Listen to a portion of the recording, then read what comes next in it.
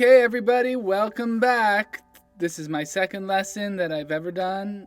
This is one of my favorite songs, Salt Creek. I hope you took some time to watch the Friend of the Devil lesson that I did. I had so much fun doing that, I decided I was going to do another one. Salt Creek has always been one of my favorite fiddle tunes. I learned it from Bill Monroe by the way of Bill Keith. It's a traditional fiddle tune played by many in many different ways, but this is one of my favorite ways to play it. So let's dive right on in.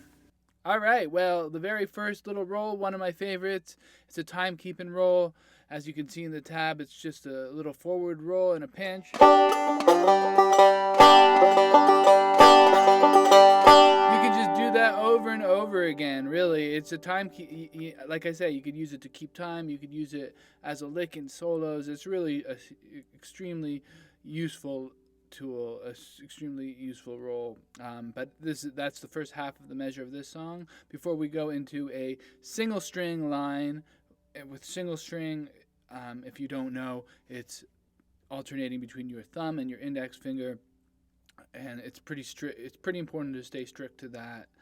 There are some exceptions, but in general, especially when first learning, best just use your thumb and your index. But anyways, so in context, here we go, really slow. And a little pinch to keep some time at the end. Once again. Alright, we're going to get to the second line now, which is also a single string line. It's over the F chord. It's really cool.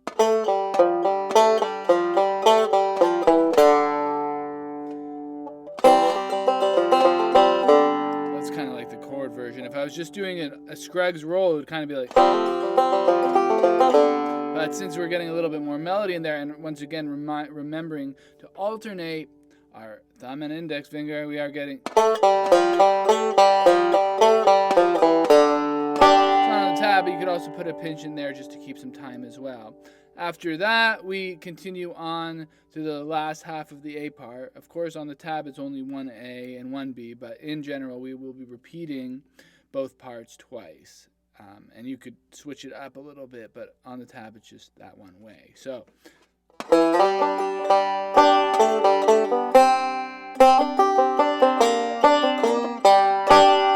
that last little line.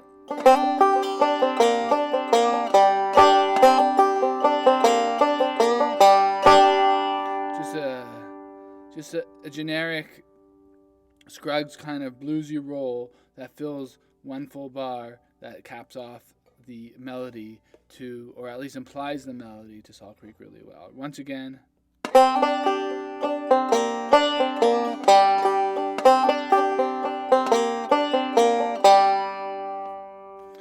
Cool.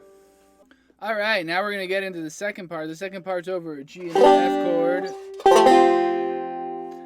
And it's pretty basic. It's using some melodic lines. I've heard banjo players play this in all sorts of different ways. I learned this, I transposed this from a fiddler that I heard play. I can't remember who, but it does imply the melody pretty well. You know, a lot of banjo players might just roll over this like a basic G, F.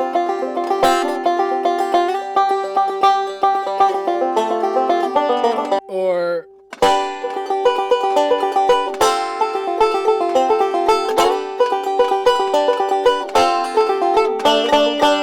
that's just so generic. I really prefer something a little bit more melodic, and that's what I'm trying to show you. I guess it is slightly advanced, but hey, advanced is fun, right?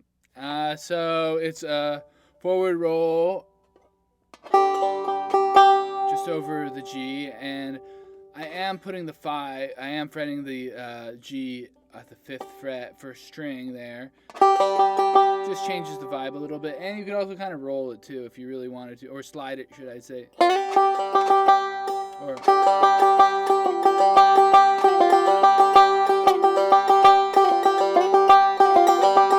you can kind of do that. It's not on the tab, but if you felt venturous, you could. But anyways, and we're going to get there, and then we're going to do a little forward roll over one of my very favorite melodic positions, that's having your middle finger on the 10th fret, 2nd string, and your index finger on the 9th fret, 1st string, and that's a very popular melodic pattern. You see people use it all the time in the context like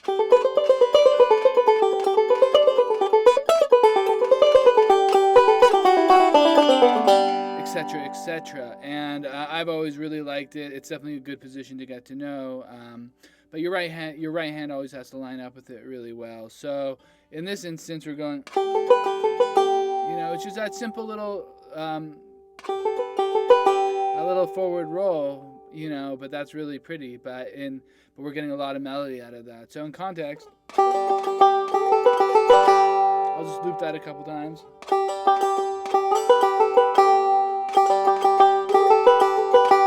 And then the next bit of the melody, it comes in on the last couple beats of that bar. So you have to keep that in mind when coming in. It's not coming in on the one, those notes. It's coming in on, as you can see on the tab, just a little bit before. So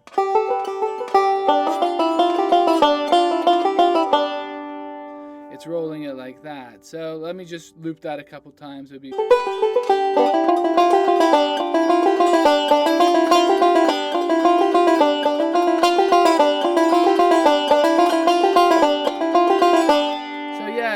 it's cool because it comes in on the 2 beats before.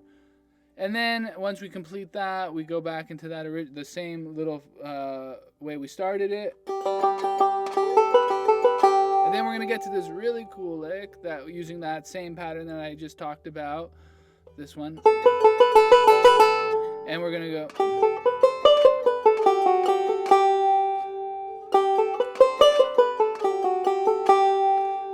And if you want to play around with that pattern, I use it all the time. It's a really cool melodic pattern without including the little tag on it on the 7th fret. That you could just loop this. And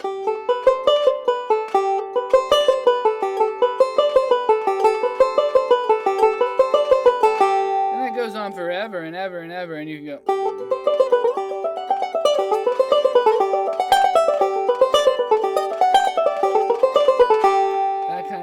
It's really neat. But in this instance, we are capping it off with a little D chord on the 7th fret. You can even loop something like that,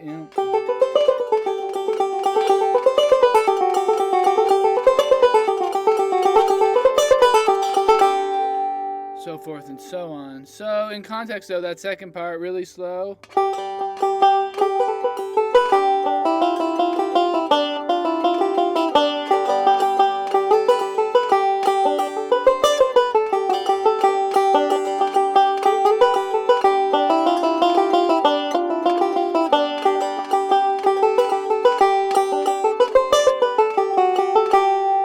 Well, that's pretty much it. That's Salt Creek. That's the way I play it. I've been having a lot of fun pumping these videos out. If you enjoy them, please let me know. Please subscribe to this channel. I'm going to keep trying to make more of these videos and more banjo content similar to this. Yeah, like, subscribe, all that stuff, and we'll see you out there. If you have any questions at all, feel free to send me an email, send me a message, get in touch, look me up on Instagram. There's probably a way to message me on here. Send me a comment, whatever. All right, guys. Happy picking and enjoy. Bye for now.